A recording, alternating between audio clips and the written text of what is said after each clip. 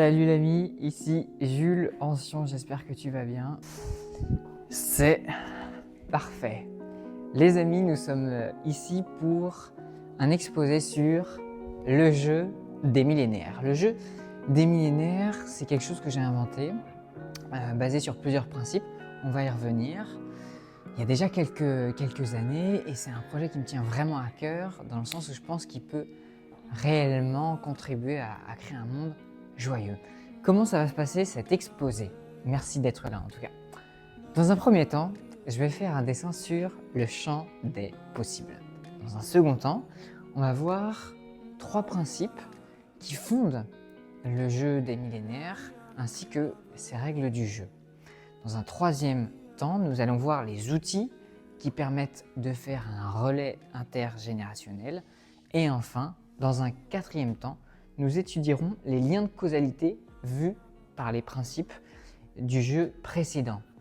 Enfin, nous ferons un bouquet de fleurs vivantes pour, au final, offrir 3 formes de fleurs. Donc là, vous dites, c'est un peu abstrait. Vous inquiétez pas, on continue dans la poésie avec un petit dessin qui représente le champ des possibles. Donc, bien sûr, il y a l'idée d'avoir une terre avec peut-être un joli ciel bleu. Il y a bien sûr dedans quelques nuages, peut-être.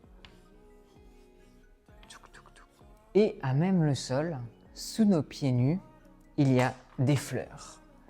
Des fleurs de certaines couleurs, qui sont un peu disséminées partout.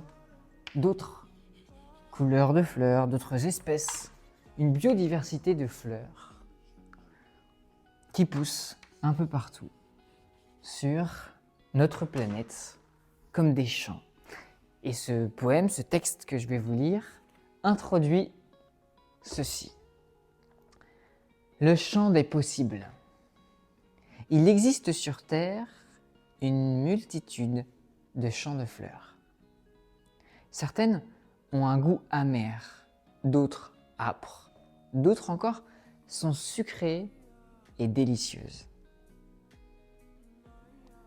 Le développement de certaines fleurs dépend en partie des pollinisateurs, donc nous, et du choix de butiner certaines ou certaines fleurs.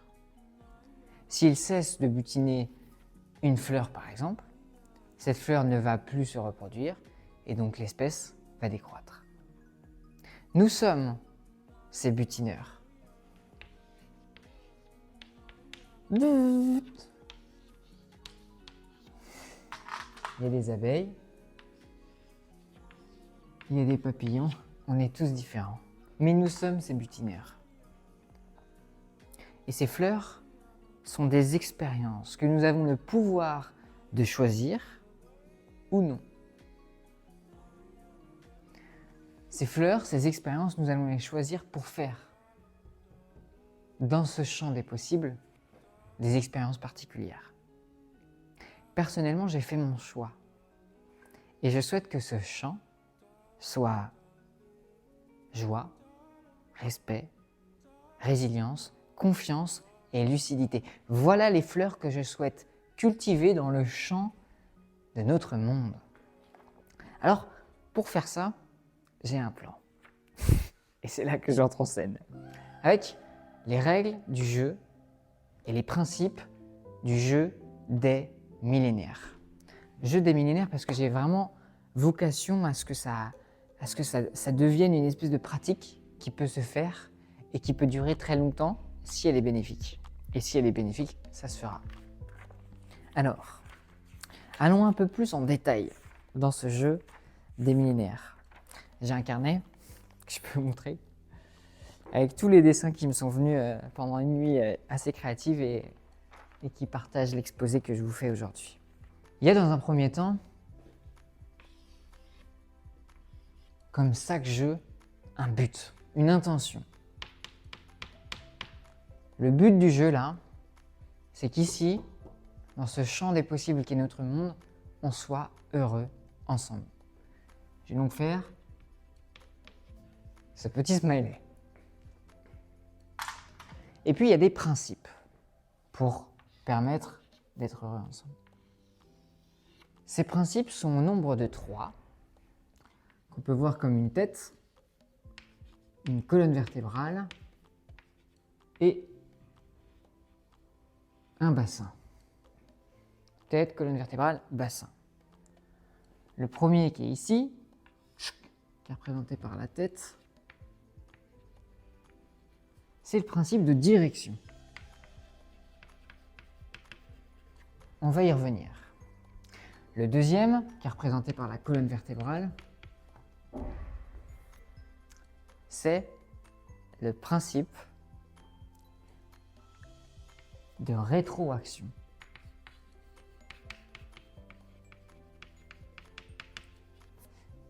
Et le dernier, qui est représenté par ce magnifique bassin, qui ressemble d'ailleurs comme un papillon, c'est le principe de symétrie.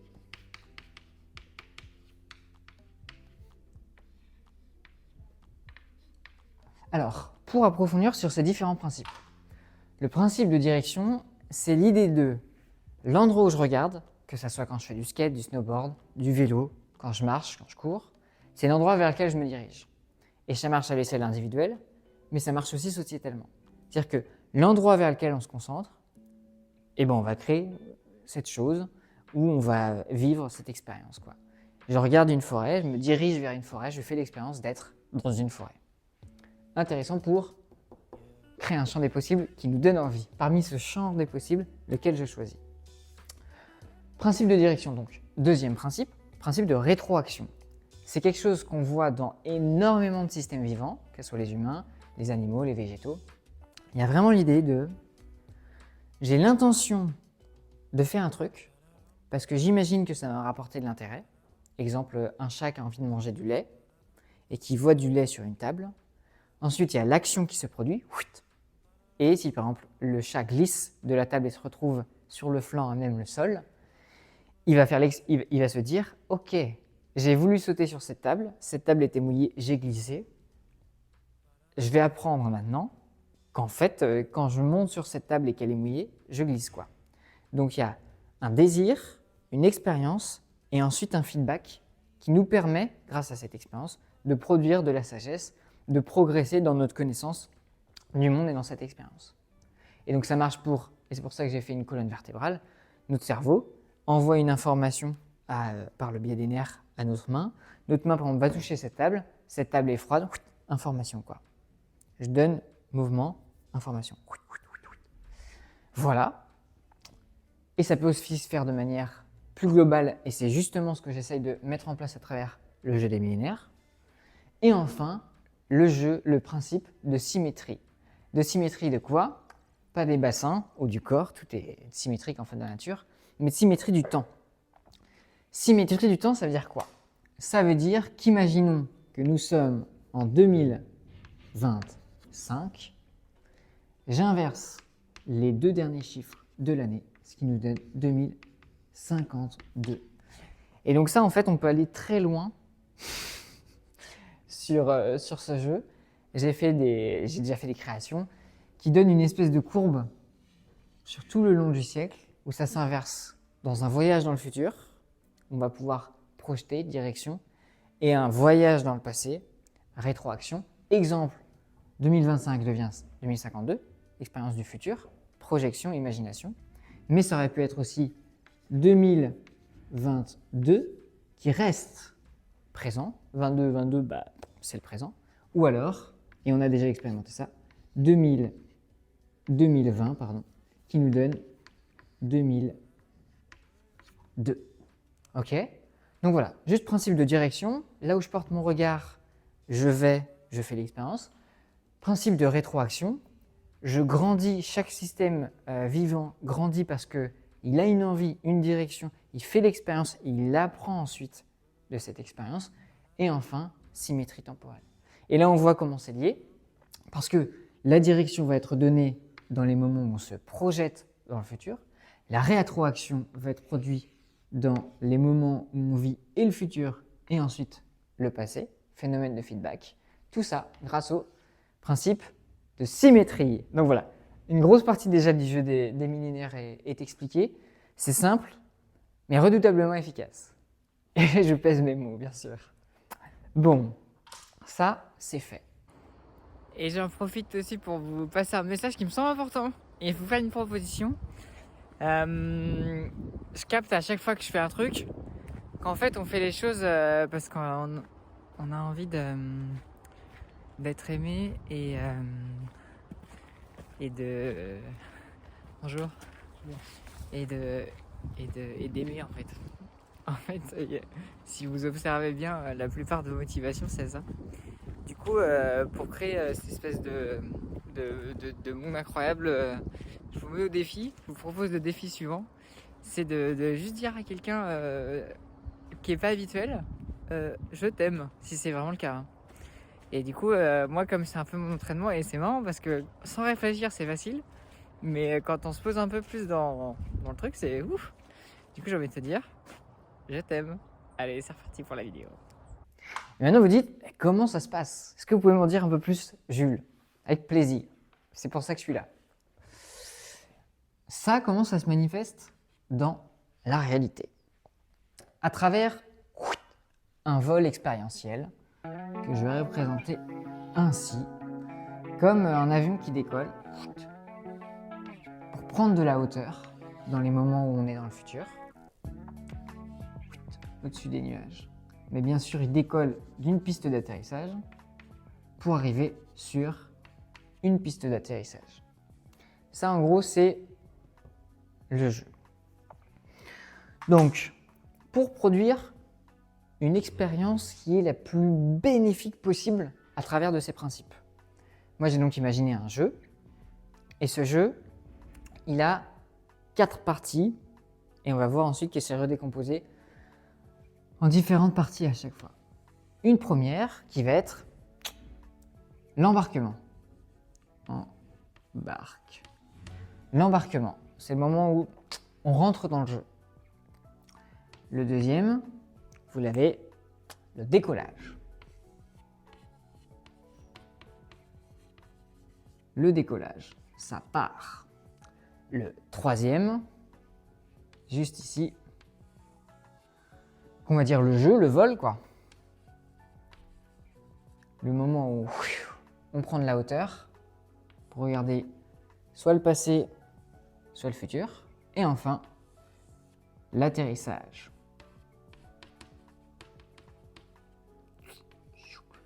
Super. Alors, pour faire l'embarquement, moi j'ai inventé plein de principes qui permettent aux joueurs de se connecter en profondeur, en conscience et d'avoir vraiment un lien de confiance. Je ne vais pas détailler dans cet exposé, mais ça existe, c'est l'embarquement. Le décollage, c'est le moment où on partage c'est quoi les règles du jeu concrètes, c'est quoi l'objectif et où on met en place ce qu'il faut pour vivre le jeu. Et enfin, le troisième, le jeu. Je vais faire un schéma ici pour vous donner un peu l'idée de comment ça se passe, le jeu des millénaires, tel que conçu par moi-même. On imagine qu'il y a des gens autour d'une table. Ok.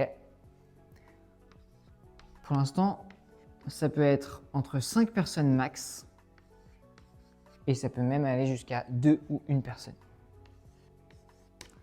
Dans ce que j'ai envie de mettre en place à plus grande échelle, ce cercle est entouré par un public.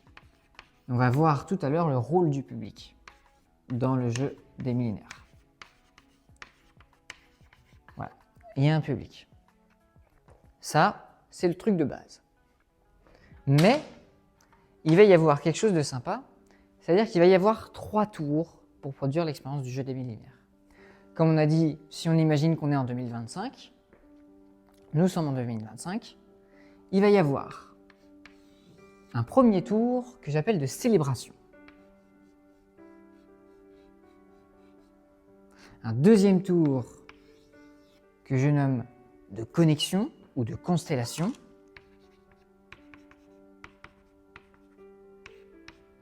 C'est l'idée de lier les étoiles, les célébrations entre elles. Et enfin, troisième tour qui est celui de pont.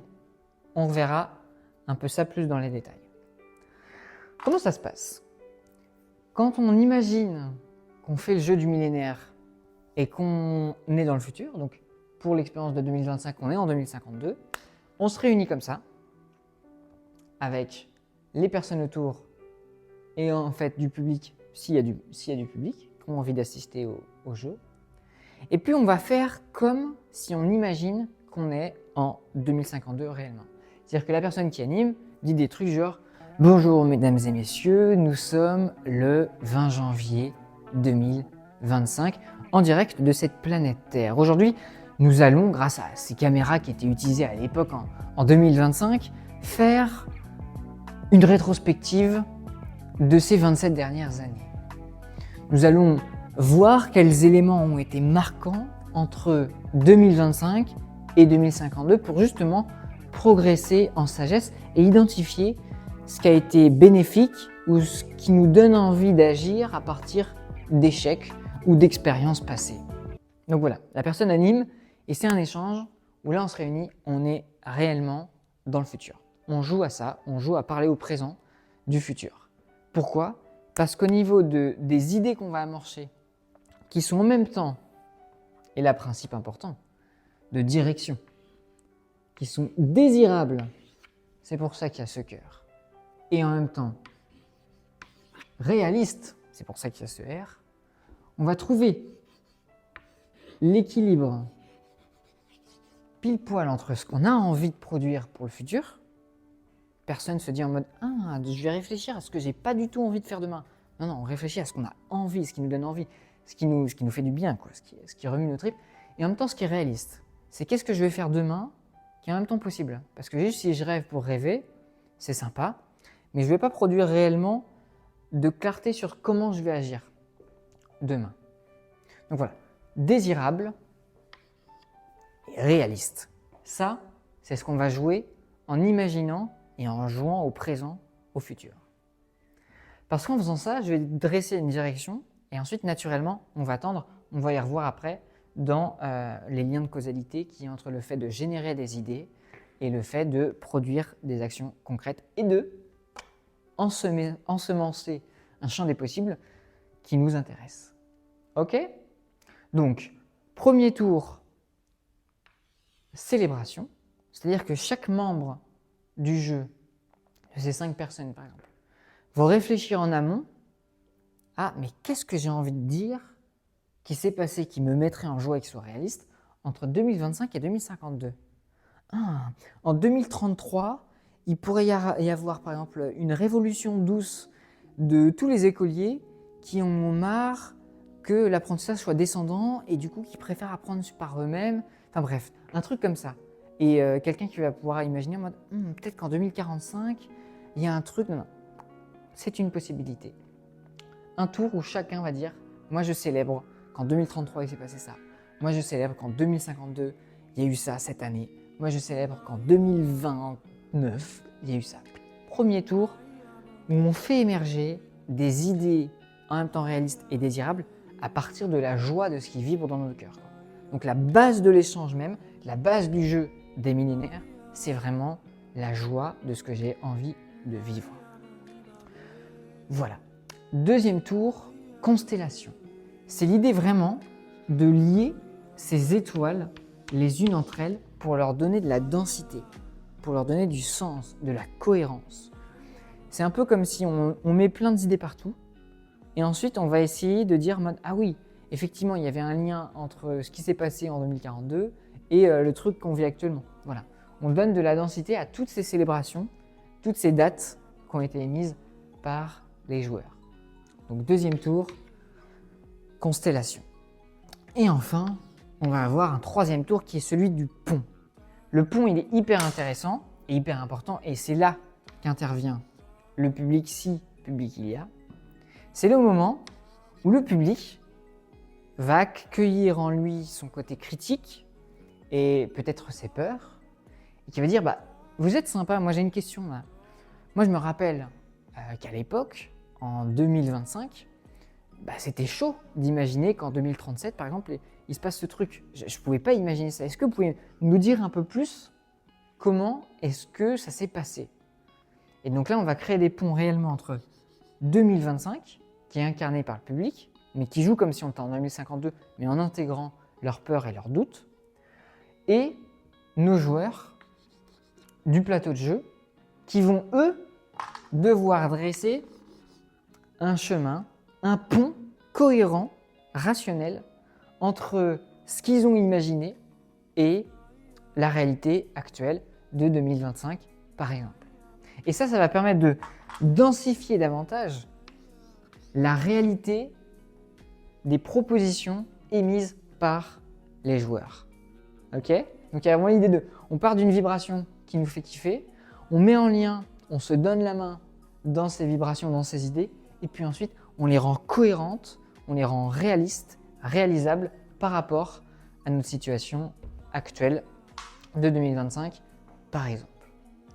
Et puis une fois qu'on a fait ça, pour terminer en beauté, eh bien, il y a l'idée de faire un temps de clôture, de feedback à nouveau de l'expérience. Et là, je pourrais donner plus de détails, mais c'est vraiment l'idée de, après ce vol qui nous fait prendre de la hauteur par rapport à ce qu'on a envie de vivre, ou par rapport à ce qu'on a vécu, il y a l'idée d'atterrir tranquillement et de revenir à notre réalité.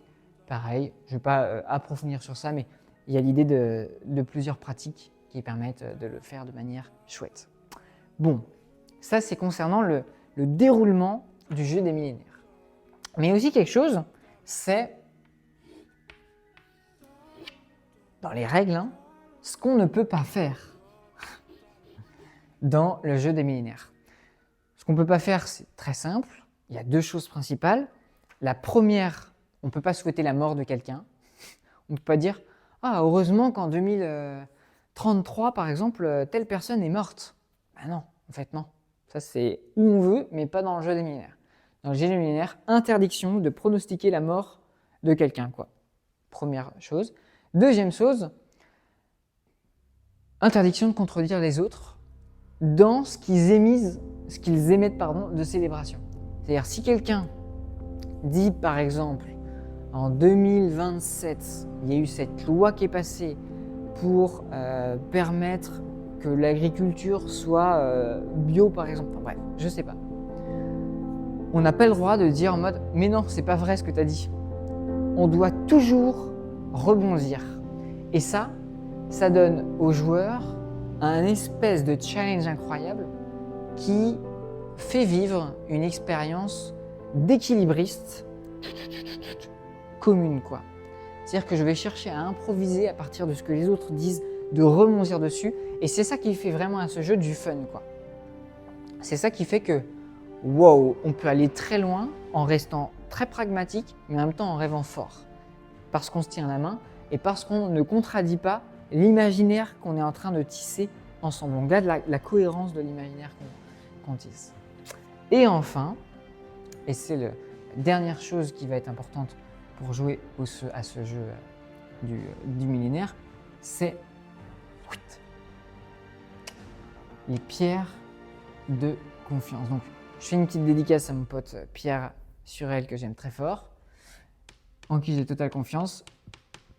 C'est les pierres de confiance. L'idée des pierres de confiance, je vais y revenir ici, mais ça permet de faire une belle transition, c'est de garantir ce principe de rétroaction. C'est-à-dire que pour 2025, il y a l'idée d'imaginer 2052, mais quand on sera vraiment en 2025, il y a l'idée de revenir sur 2025, quand on sera en 2052, en 2052 vraiment, pour dire en mode, ok, qu'est-ce qu'on voulait, qu'est-ce qui s'est passé, qu'est-ce qu'on a kiffé, qu'est-ce qu'on a moins kiffé, qu'est-ce que ça nous donne comme désir. Un peu ce principe de feedback hyper basique, mais qu'on a besoin de garantir parce que c'est comme ça que la vie, ça se fait. Ce qui nous amène justement à notre troisième partie de cet exposé. J'espère que vous passez un bon moment. Si vous passez un bon moment, n'hésitez pas à liker, à vous abonner pour avoir plus d'infos quand le jeu sortira. Et je vous en dirai un peu plus concernant les épisodes. C'est le principe de relais intergénérationnel. Ça veut dire qu'il y a une génération qui court comme un foufou, ouais, qui a ce truc-là, qui est la pierre de confiance qui est ici, lui qui le prend, la next génération, pour faire la suite. Et ça, c'est quoi? Bah ça, ce principe de relais, c'est le jeu de la vie. C'est ce qu'on se fait depuis des millénaires, d'un point de vue biologique, d'un point de vue technique, d'un point de vue idéatique, au niveau des idées, quoi. C'est de se transmettre les choses, de se transmettre le savoir, de se transmettre des pratiques, de se transmettre le langage, de se transmettre nos corps, relais biologique humain. Ce truc de relais intergénérationnel, il est hyper important pour moi et c'est pour ça où je pense que le jeu des millénaires a son utilité, a son coup à jouer. C'est parce que c'est réellement quelque chose qui permet de vivre des processus de rétroaction et de direction sur l'échelle de plusieurs générations. À l'époque, ils savaient faire avec les cathédrales, quand ils se disaient en mode « Ok, on va faire un projet, c'est de construire une grosse bâtisse en caillasse, ça va durer 200 ans. » Comment on se transmet les infos, comment on se transmet les plans, comment on se transmet ce qui est responsable de quoi. Ils savaient faire. Nous, c'est un peu plus galère. Nous, avec notre politique actuelle et tout, comme il y a toutes des questions d'ego et tout, et c'est ok, ça fait partie du processus de l'humanité, bah, on est quand même sur une vision 5 ans, et il y a des organismes qui se donnent les moyens de vivre à plus long terme. Et ben moi, c'est ce que j'ai envie de faire ça, de voir, pour vivre à plus long terme, un relais intergénérationnel. Ok, donc, ce relais international, il marche grâce à la pierre de confiance. On va revenir, qui est juste ici, avec aussi un truc que j'adore, qui est un espèce d'écrin à pierre de confiance. La pierre de confiance, ça se met dedans comme une petite boîte, comme une boîte à jeu. Et enfin, la boîte à jeu du jeu des millénaires qui comporte plusieurs choses, notamment un tapis de jeu, c'est facultatif mais moi ça me fait trop kiffer, qui comporte un bâton de parole pour vraiment être dans le respect de se donner la parole tranquillement, là où le tapis jeu est plutôt dans une idée de ce tapis qui nous rassemble, dans lequel on va tisser ensemble. Bien sûr, cette idée d'écrin à pierre de confiance, comme on a vu. L'idée d'avoir un disque dur ou une clé USB pour conserver les échanges qui se sont passés et les transmettre de génération en génération. Et enfin, quelque chose qu'on partagera peut-être une autre fois, enfin un peu plus tard dans l'exposé, qui est le journal du futur. Ok, pierre de confiance. Moi, dans la manière dont je vais introduire le jeu des millénaires dans le monde, pour l'instant, il y a l'idée de faire des échanges comme ça, autour de 5 thèmes phares. C'est pour ça que je fais une boîte avec 5 pierres de confiance dedans. Dans ces thèmes phares, il va y avoir la politique lumineuse, l'économie des sages, l'écologie des saints, l'art joyau et ce que j'en ai oublié un et l'économie des justes, je l'ai dit. Bon, en tout cas, voilà. D'introduire à travers 5 thèmes, 5 échanges clés. Même s'il y en aura d'autres pour training, s'entraîner, tout ça. Comment ça se passe? Dans cet échange, là, c'est vraiment comment moi je vais mettre en place ce jeu dans ma réalité, quoi. Après, le truc sera plus pour être repris enfin, ça pourra être une manière de faire et ensuite les gens montreront leurs règles, quoi. Mais dans un premier temps, il y a moi, imaginons, et je nomme un référent pour chaque thème que je vous ai énoncé tout de suite. Exemple, politique lumineuse. Je nomme quelqu'un qui, lui, va nommer les autres personnes. Cette personne-là, qui va nommer les autres personnes pour ensemble imaginer autour d'un thème, c'est celui que j'appelle le référent. Et le référent, il a une responsabilité toute particulière.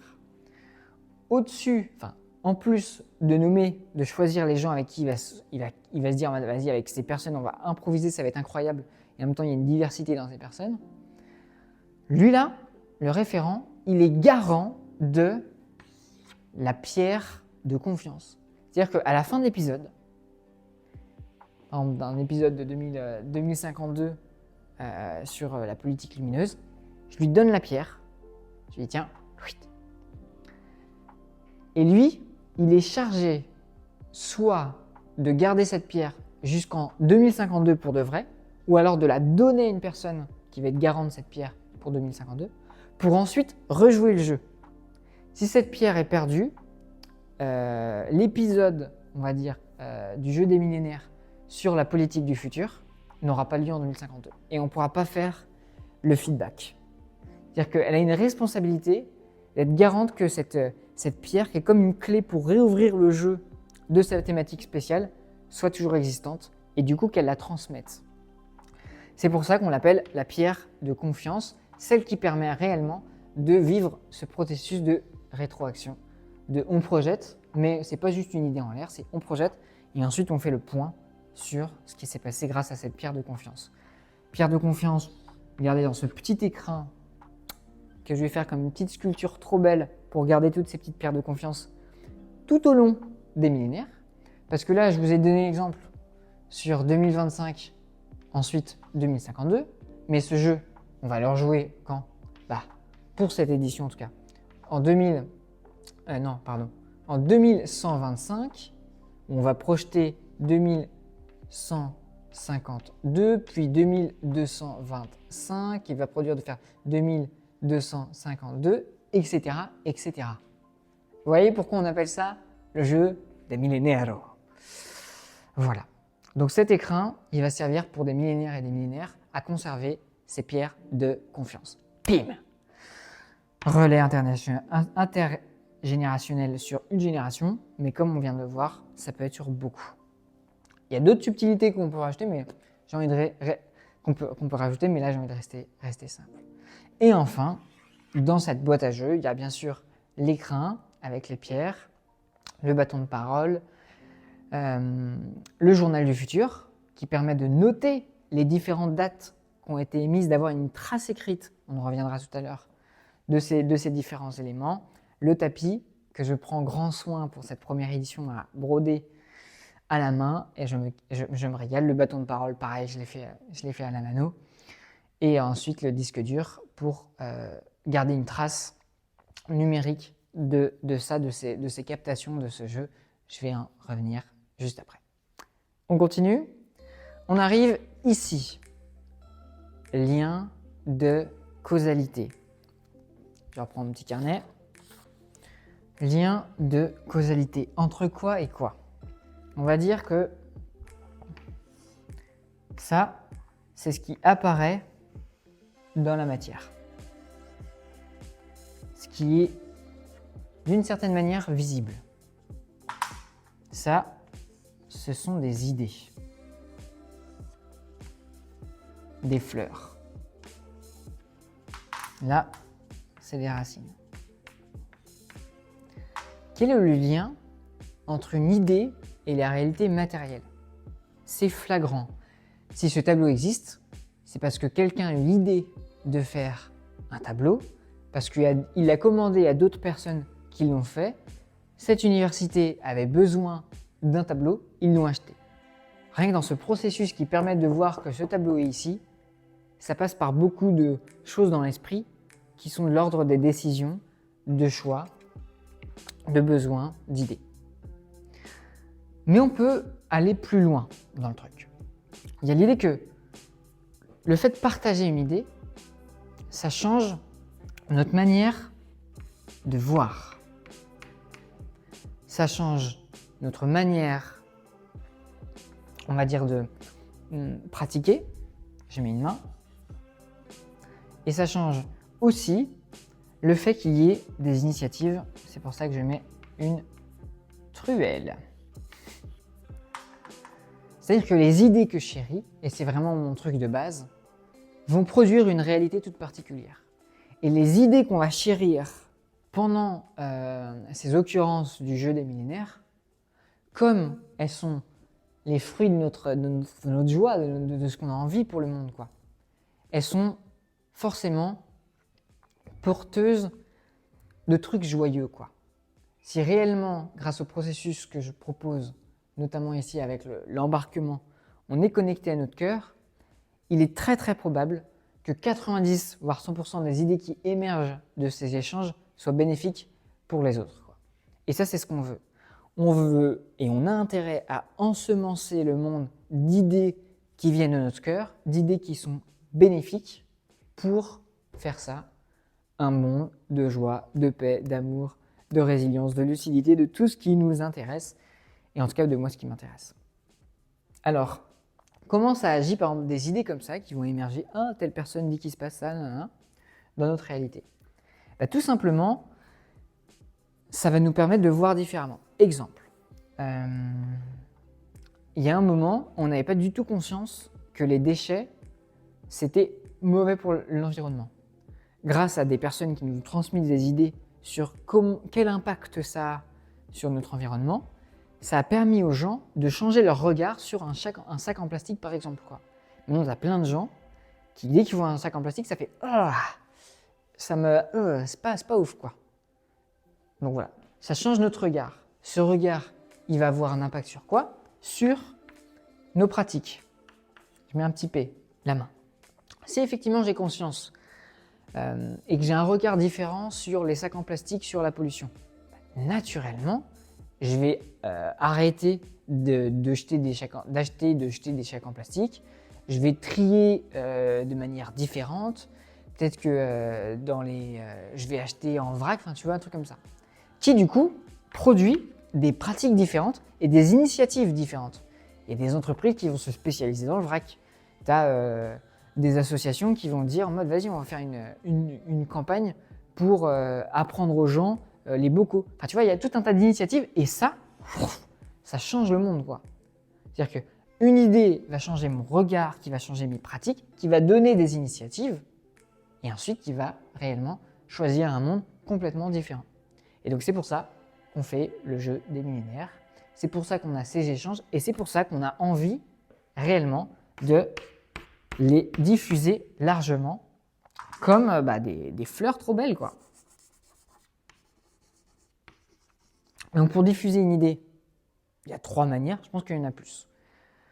Mais en tout cas, il y a 3 manières dont j'ai envie de diffuser le jeu des millénaires. La première, c'est avec le son, parce qu'on a des oreilles. La deuxième, c'est avec l'image. Je fais un carré, je ne sais pas du tout pourquoi. Avec l'image et l'écriture. Et enfin, le troisième, c'est un mélange des deux. C'est avec la vidéo, du son, l'image en mouvement. C'est pour cette raison que je vais vous parler de ça un petit peu après. Mais là, on continue, voilà, c'est cool. Et je vais vous faire un petit dessin. Si on imagine que ça, c'est nous, donc c'est moi,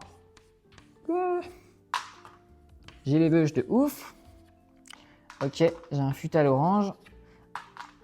On imagine que ce qui se passe pendant les jeux millénaires, les différents épisodes par exemple, c'est un méga maxi bouquet. Avec dedans ces fantastiques fleurs qu'on partage à qui? Aux pollinisateurs du monde. Que ça soit des papillons, des mouches, je ne sais pas si ça pollinise des mousses, ou des abeilles, pour que, pouf, ces idées se diffusent, qui changent un regard, qui changent des pratiques, qui permettent des initiatives.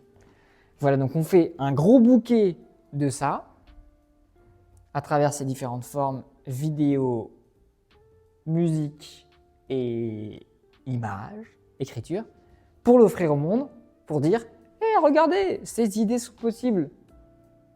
Est-ce qu'on les mettrait pas en place ?» C'est ça l'idée.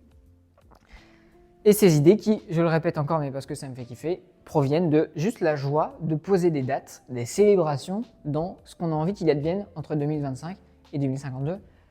Par exemple, voilà. Ce qui fait qu'on est youhou, on est content. Et enfin, je vais vous dire un peu plus sur ces fleurs que j'imagine pour ensemencer ces idées dans le monde. La première, qui va être celui d'un podcast. On a parlé du son, moi je propose un podcast. un podcast du futur. On a aussi l'idée, bien sûr, d'images et d'écrits. Là, je vais proposer le journal du futur.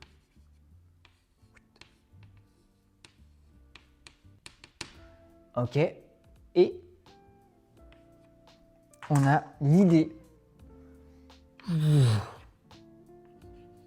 de vidéo, d'épisodes vidéo. Le podcast, c'est simple. On enregistre ça, les échanges, quali. On rajoute un peu de son pour donner encore plus de vibrations, d'émotions aux différents épisodes pour qu'ils touchent encore plus. Et ensuite, on les met en podcast.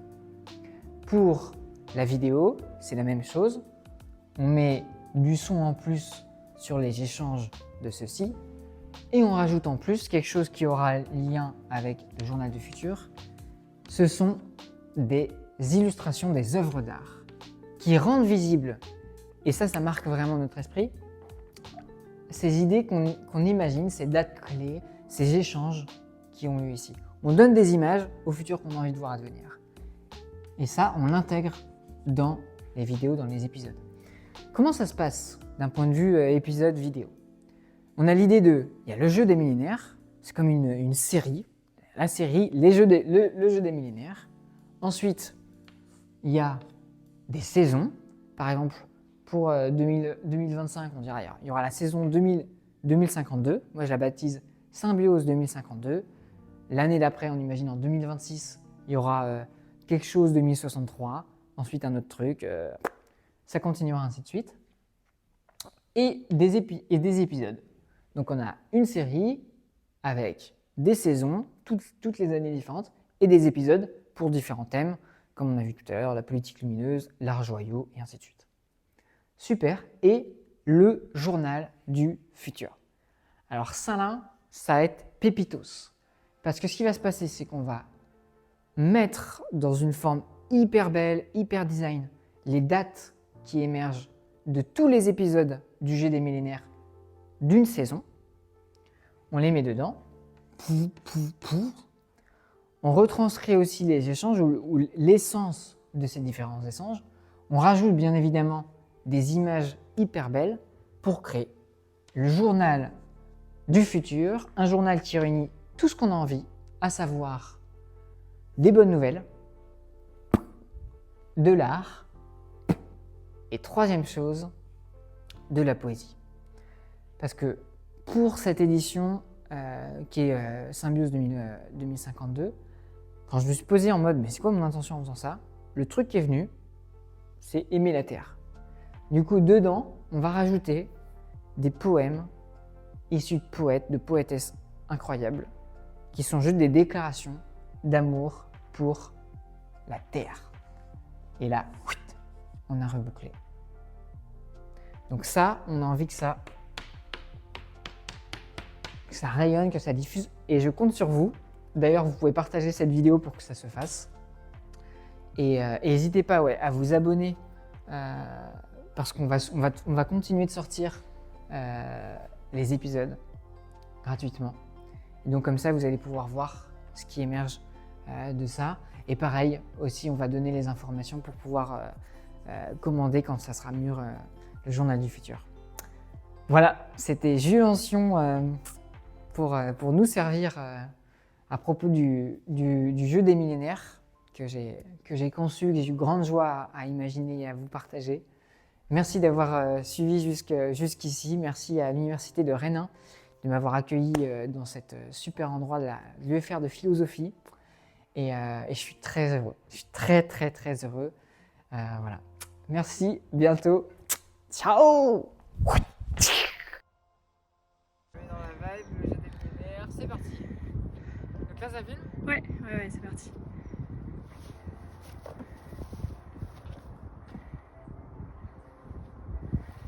Ok, attends, je vais essayer de faire mieux. Tu peux en faire une? Ouais, ça continue, je laisse tourner comme ça, Ok, tu pourras choisir. Ok.